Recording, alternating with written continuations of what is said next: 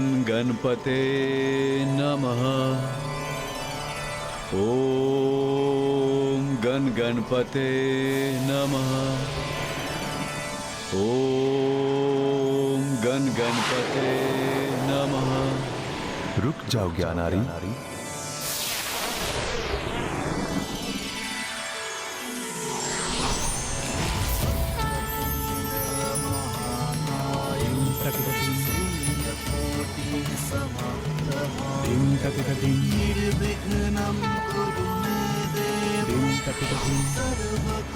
प्रणाम महागणाधिपति। प्रणाम महागणपति जी। प्रणाम महागणाधिपति जी।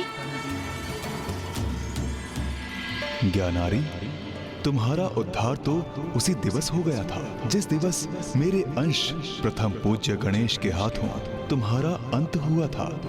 किंतु तुम्हें तुम्हारे बुरे कर्मों के लिए इस यातना भरी यात्रा का भागी तो बनना ही था। किंतु पापी होने पर भी गणेश ने तुम पर कृपा की, तुम्हारे श्राद्ध और पिंडदान में तुम्हारी सहायता की। और अब जब तुम अनेक कष्ट सहकर भक्ति के मार्ग पर अग्रसर हो चुके हो, मेरे अंश प्रथम पूज्य गणेश की भक्ति में लीन होने को प्रेरित हो, तो मैं तुम्हें आगामी कष्टों से मुक्त करता हूँ, जिसके फलस्वरूप पापियों को उग्र रूप में दर्शन देने वाले यमराज के सौम्य रूप के दर्शन होंगे तुम्हें।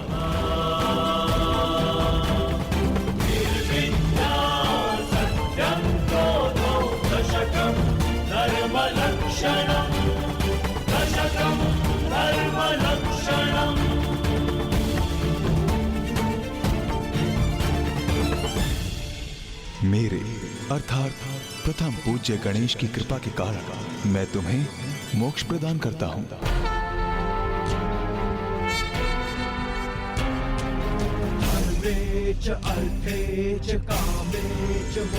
ओम गणपते नमः।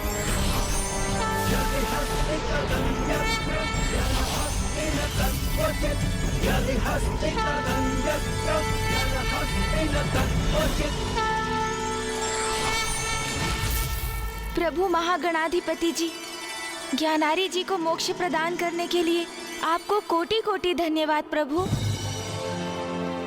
वत्स सुबोध, श्री महागणाधिपति जी की कृपा से ही तुम्हारे पिता ज्ञानारी जी को मोक्ष प्राप्त हुआ है।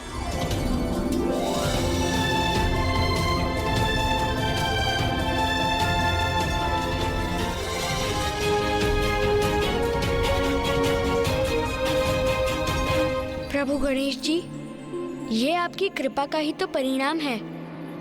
आप जैसा कृपालु तो और कोई नहीं, जो ना केवल अपने भक्तों अपितु अपने शत्रुओं के मुक्ति के लिए भी इतने अथक प्रयास करे।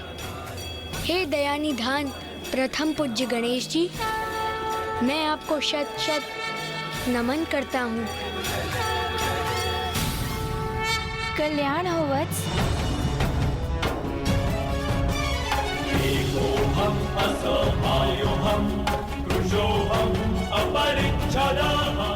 गुरुदेव, आपने ही मेरे भीतर गणेश जी के प्रति भक्ति की लौ जागृत कर मुझे उचित मार्ग दिखाया। आपकी इस कृपा के लिए मैं आपका किन शब्दों में धन्यवाद करूं? आयुष्मान भव पुत्र। वत्स सुबोध, शिष्य की सफलता ही गुरु का पुरस्कार होता है। तुम एक योग्य शिष्य हो और तुम्हारे भीतर भक्ति का वास तो सदा से ही था। मैंने तो मात्र तुम्हारा मार्गदर्शन किया है।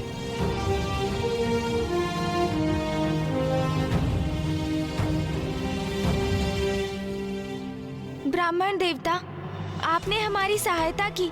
विधिवत ज्ञानारी जी का पिंडदान और श्राद्ध करवाकर हमें हमारी ध्येय तक पहुंचाया। उसके लिए आपको अनेकों धन्यवाद ब्राह्मण देवता। धन्यवाद तो मुझे करना चाहिए प्रभु, क्योंकि ये तो मेरा सौभाग्य था। अब मुझे भी आज्ञा दीजिए गणेश जी। गुरुदेव। प्रणाम ब्राह्मण देवता।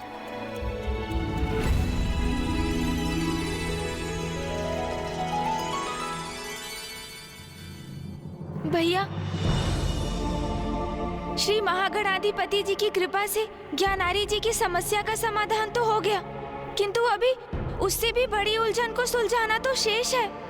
हाँ गणेश, अब हमें शीघ्र अतिशीघ्र काशी लौटकर पिताश्री को माँ के निकट काशी लौटाने का उपाय करना होगा। वहां ऋषि जैगश्वे भी पिताश्री के दर्शन के लिए व्याकुल हैं, अन्यथा वो अपने प्राण त्याग देंगे।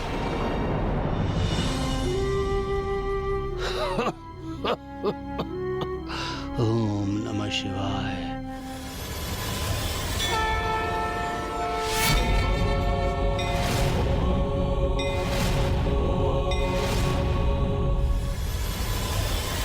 भैया, काशी में वो उपाय नहीं मिलेगा।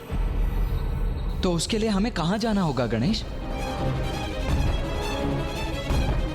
उसके लिए हमें पिताश्री के पास जाना होगा भैया, मंदार पर्वत पर।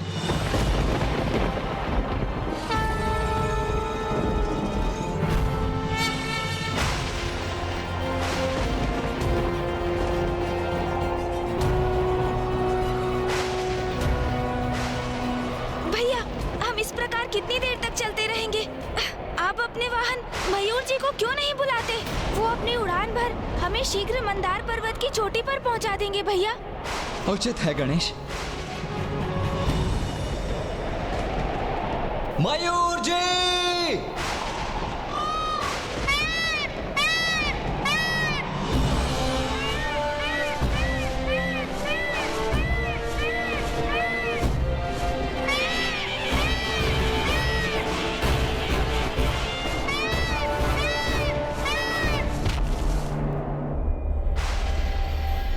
किंतु मुझे संदेह है कि इस दुर्गम और भव्य पर्वत की ऊंचाई पर पहुंचकर भी क्या पिताश्री के दर्शन करना क्या उतना सुगम होगा?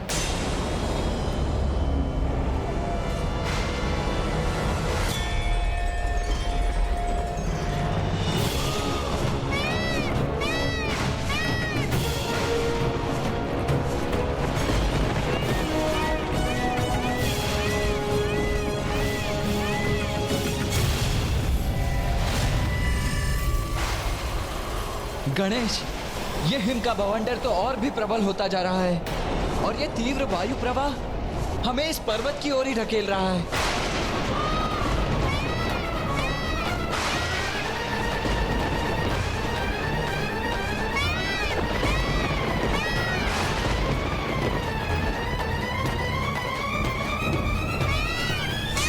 समस्त वातावरण जैसे प्रकृति के विरुद्ध विद्रोह कर रहा है। ये संकट भरा मार्ग हमें शीघ्र पार करना होगा भैया।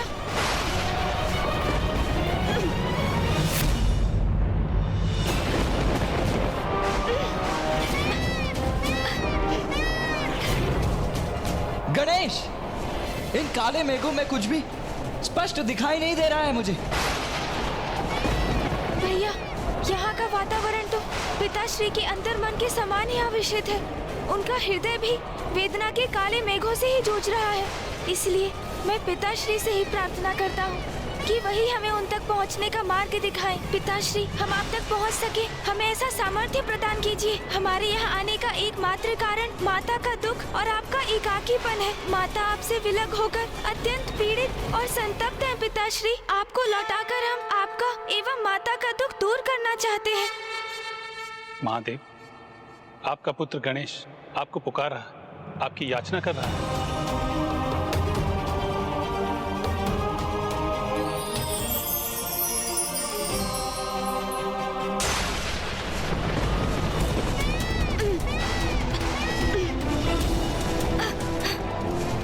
भैया संभालिए।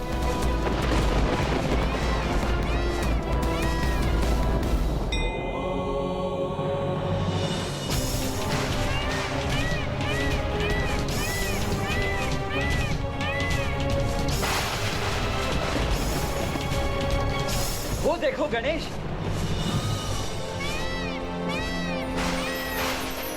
हाँ भैया, अर्थात पिताश्री ने हमारी प्रार्थना सुन ली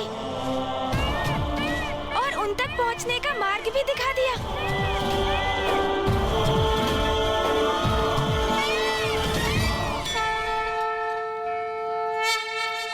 प्रणाम पिताश्री।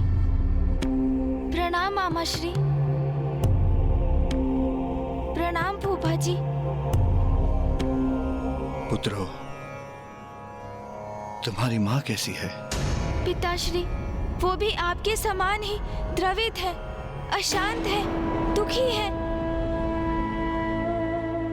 पिताश्री, जब से आपने काशी से प्रस्थान किया है, माँ ने अपनी पलकें तक नहीं झुकाई। तभी से अपार पीड़ा में है वो। आपको काशी लौटने का कोई उपाय ढूंढना ही होगा। पुत्र कार्तिकेय, जब तक राजा देवदास काशी के राजपथ पर स्थित है, महादेव का काशी लौटना संभव। मामाश्री, माँ ने मुझे और गणेश को राजा दिवोदास के विषय में बताया था, किंतु उनके कारण पिताश्री काशी नहीं लौट सकते। ये तो सर्वथा अनुचित है और ये मुझे कदापि स्वीकार नहीं। इसीलिए मैं तो उन राजा दिवोदास को उचित पाठ सिखाने के लिए, उन्हें दंडित करने के लिए अग्रसर भी हो गया था, किंतु फिर माँ और गणेश ने ही मुझे रोक दिया। मैं तुम्हें वरदान देता हूँ कि तुम काशी में स्थित होकर संसार के राजकाज का कार्यभार संभालोगे। महादेव, काशी में मात्र एक ही राजा रह सकता है। फिर वो काशी राजा आप हैं अथवा मैं। और यदि राजा बनने का कर्तव्य मुझे पालन करना है तो आपको काशी छोड़कर जाना होगा महादेव। तो आपको काशी छोड़कर जाना होगा महादेव। तो आपको काशी छोड़कर जाना होगा। मुझे काशी छोड़कर जाना होगा।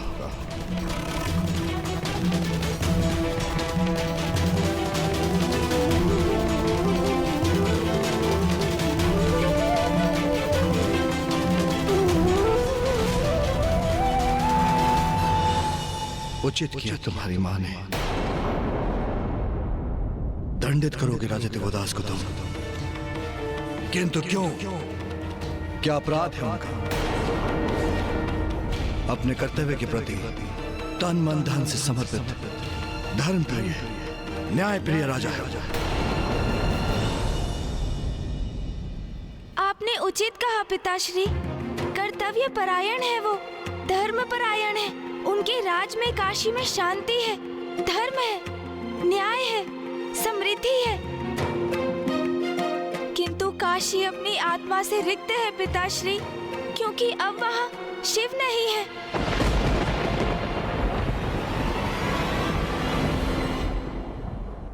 पिताश्री, काशी वो पावन धाम है जहाँ आप स्वयं मरणासन्न मनुष्यों के कान में तारक मंत्र का उच्चारण कर उन्हें सद्गति प्रदान करते हैं। इसलिए समूचे ब्रह्मांड में सर्वाधिक विशिष्ट है काशी। उसका एक विशेष प्रयोजन है, किंतु राजा दिवोदास के कारण अब आप वहाँ उपस्थित नहीं, और इसलिए अब काशी में मनुष्य सद्गति प्राप्त करने से वंचित है पिताश्री। राजा दिवोदास अपना राजधर्म निभा रहे हैं और आप उनको दिए वचन का पालन कर धर्म का निर्वाह कर रहे हैं। किंतु आपके वो भक्त जो अपने अंत समय में अनेकों कठिनाइयां सहकर दूरस्थ स्थानों से आते हैं ताकि वो आपके दर्शन कर सद्गति प्राप्त कर सके, अब वो सभी भक्त निराश होने पर विवश हैं। उनको सद्गति प्राप्त नहीं हो पा रही है पिताश्री। वैसे काशी समृद्ध और सुखी प्रतीत होती है।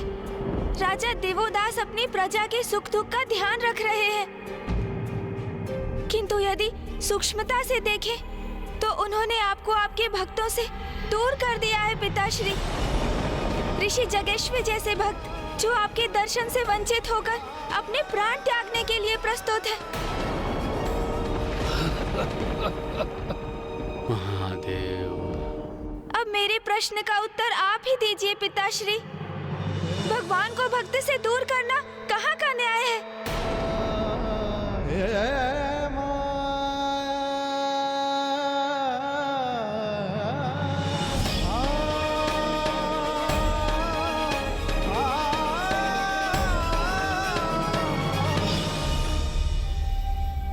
जो भी हो, राजा दिवोदास को दिए गए मेरे वचन को कोई भंग नहीं करेगा। काशी में किसी के हस्तक्षेप की अनुमति नहीं दूंगा मैं।